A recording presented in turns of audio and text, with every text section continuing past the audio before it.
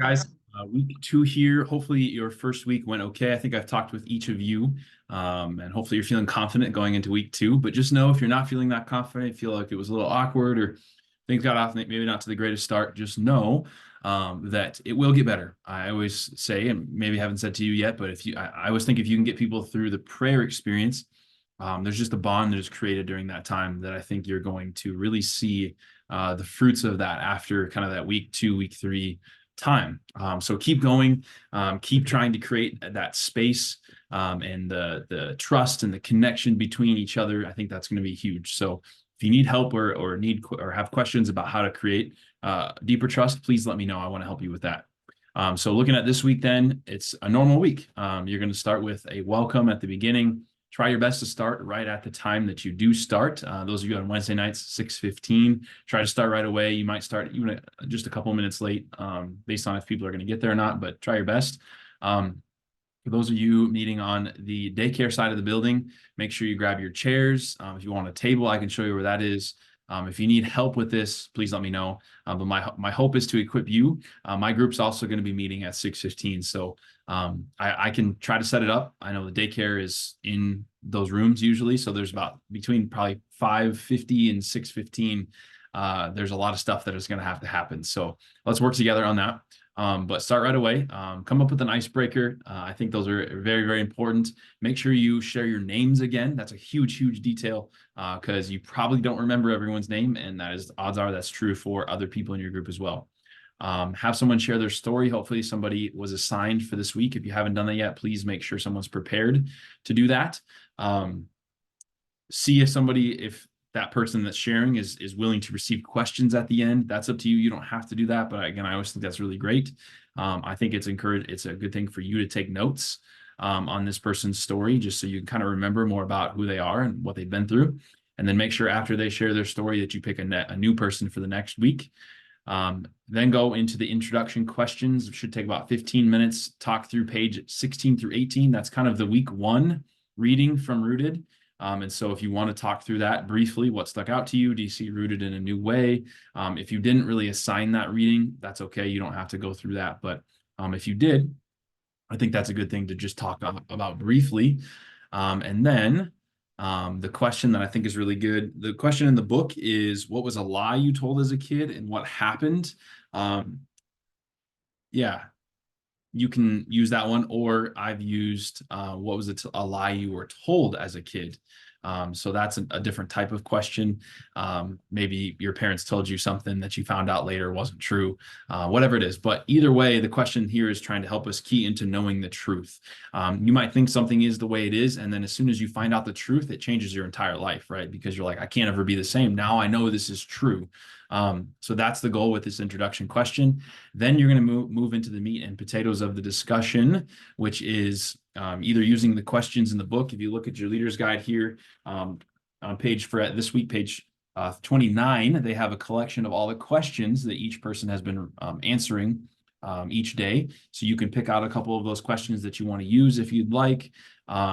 You can go day by day and ask the question, what stuck out to you? So day 1, what stuck out to you? What did you underline? What questions do you have? That kind of thing. Day 2, what stuck out to you? What questions do you have? What did you underline? Whatever kind of gets your group going, I think is great. So you can try out a few different things, but just make sure you're probably over prepared in this sense, because you don't want to just stand there and look at each other. If you ask a question and no one is really responding, I always think it's beneficial to just say, hey, Susie, what did you say? We really would love to hear what you have to say. You can call on people.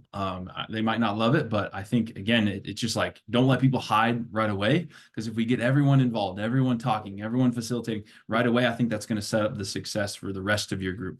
So try to make sure everyone talks this week. Okay. And then at the end, do your prayer requests and then closing. If you have not yet picked a date, time, location for the prayer experience, please do so and then let me know. I've talked with a few of you already to try to get that lined up.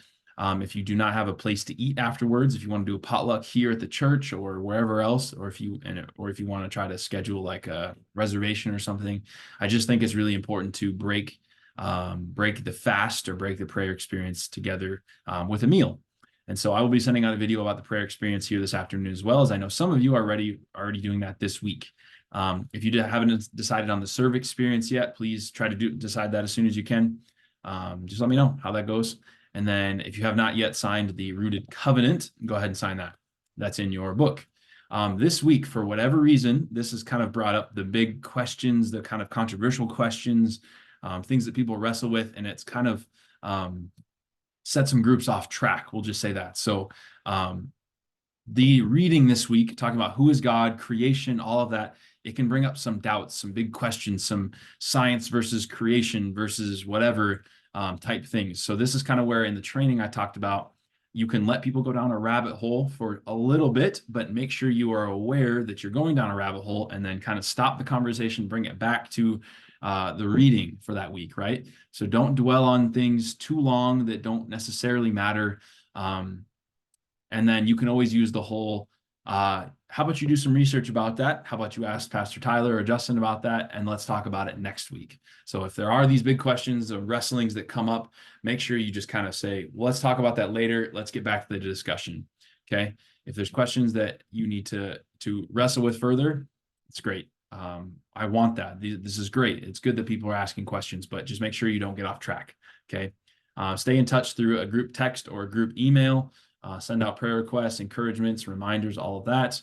I always think it's helpful. This is a big trick for you if you want to get more discussion. If you have an icebreaker and the introduction question, send it out by 12 o'clock on the day of your meeting so people have a chance to think about it, okay? A lot of times these questions are big questions and people just don't have a whole lot of time to think about it. So give them a chance to think about it. And then make sure everyone is aware that they read the week 3 devotionals in preparation for the week 3 discussion, okay? And make sure everyone realizes that March 6th, we are having another large group session.